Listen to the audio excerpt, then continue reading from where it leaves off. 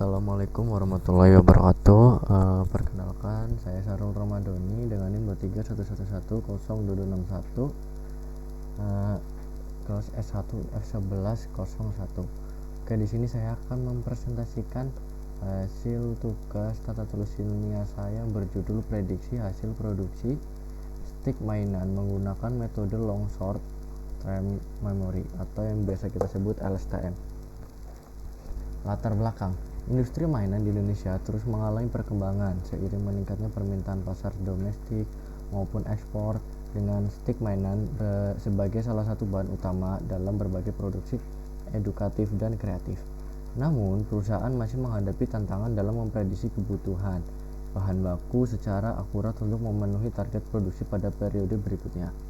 Dengan melibatkan sekitar 30 karyawan dalam proses produksi, kesalahan perencanaan dapat menyebabkan kelebihan atau kekurangan stok bahan baku yang berdampak pada efisiensi biaya operasional dan produktivitas tenaga kerja. Metode prediksi konvensional seringkali kurang mampu menangkap pola kompleks dan varian musiman pada data produksi.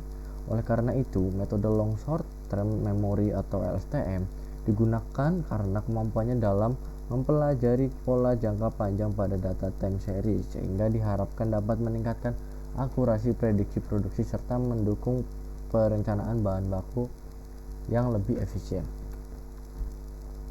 Untuk rumusan masalah, yang pertama itu bagaimana karakteristik dan pola data historis produksi stick mainan dan penggunaan bahan baku di perusahaan. Yang kedua itu ada bagaimana rancangan mengimplementasikan model long short term memory atau LSTM untuk memprediksi hasil produksi stick mainan.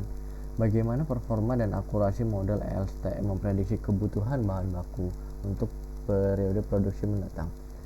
Yang keempat itu ada bagaimana pengaruh implementasi model prediksi terhadap efisiensi perencanaan produksi dan pengadaan bahan baku. Untuk tujuan penelitiannya itu, yang pertama itu untuk menganalisis karakteristik dana pola data histori produksi stick mainan serta penggunaan bahan baku. Yang kedua itu udah merencanakan dan mengimplementasikan model long short term memory atau LSTM untuk prediksi hasil produksi stick mainan. Yang ketiga itu ada mengevaluasi performa dan akurasi model LSTM menggunakan metrik evaluasi yang sesuai. Yang keempat itu ada mengembangkan sistem rekomendasi perencanaan bahan baku berdasarkan hasil prediksi model LSTM.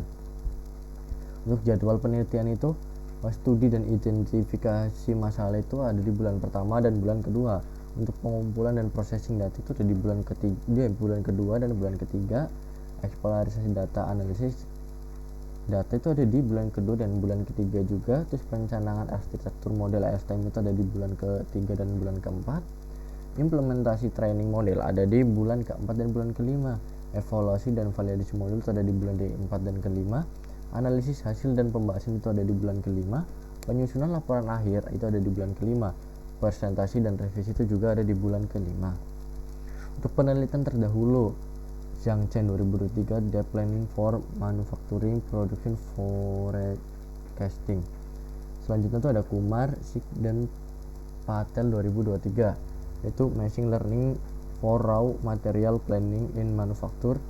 Selanjutnya ada Wang Liu 2023, itu LSTM Based Time Series Forecasting for Production Planning in SEMS.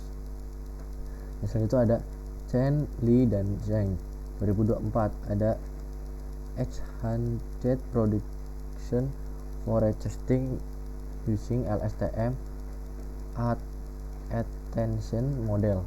Yang selanjutnya ada Rodriguez Z dan Martinez 2024, ada Critical Factory in LSTM Performance for Manufacturing Prediction.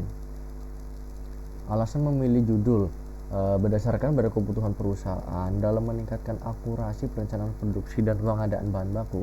Selama ini, proses prediksi produksi masih menghadapi kendala akibat penggunaan metode konvensional yang kurang mampu menangkap pola kompleks dan fluktuasi musiman pada data produksi.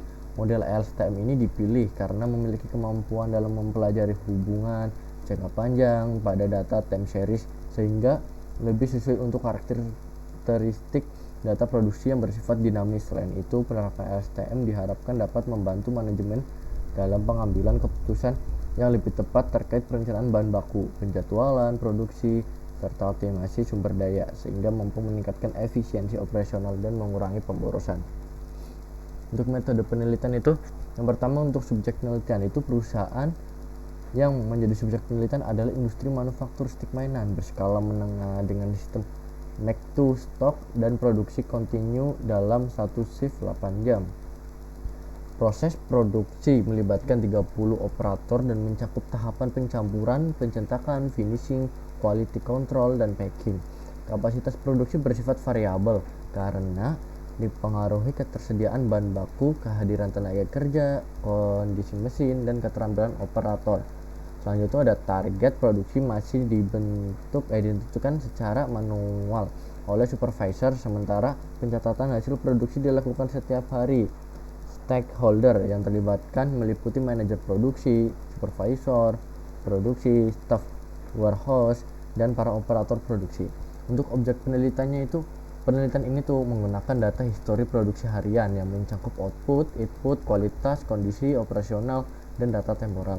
Proses produksi stick mainan dianalisis berdasarkan alur 6 tahap, kapasitas SOP, serta faktor yang mempengaruhi produktivitas.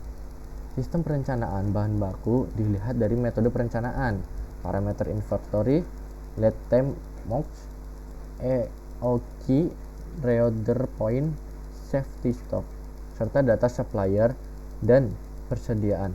Data permintaan terdiri dari order dan informasi pasar, dokumentasi seperti BOM, routing produksi, dan laporan historis berturut digunakan. Semua data dinilai berdasarkan akurasi kelengkapan, konsistensi, validitas, dan ketepatan waktu dengan tetap memperhatikan aspek etika. Untuk alat dan bahan yang saya gunakan itu udah perangkat keras itu ada laptop dengan spesifikasi prosesor AMD Ryzen 5 Gen 4000, RAM 8GB, storage SSD 256GB.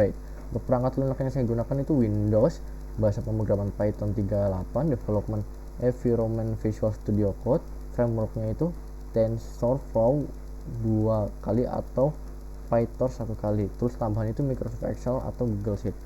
Untuk bahan penelitian ini menggunakan data primer dan sekunder. Data primer mencakup data histori produksi harian selama 12 sampai 24 bulan, meliputi output produksi, kehadiran tenaga kerja, jam kerja efektif, ketersediaan bahan baku, reject rate, downtime mesin, serta informasi pendukung seperti kategori harian kerja dalam kondisi cuaca, data kualitas, serta data operasional juga dikumpulkan. Data sekunder diperoleh dari dokumen perusahaan seperti SOP, alur produksi, struktur organisasi, dan target histori, serta data eksternal terkait tren pasar jika relevan. Pengumpulan data dilakukan melalui wawancara terstruktur, kuesioner, FGD, observasi langsung, serta peninjauan arsip seperti production logs, inventory record, quality report, dan maintenance logs. Thank you. Terima kasih. Itu video presentasi dari saya. Mohon maaf ketika ada salah kata atau penggunaan bahasa yang kurang tepat. Wassalamualaikum warahmatullahi wabarakatuh.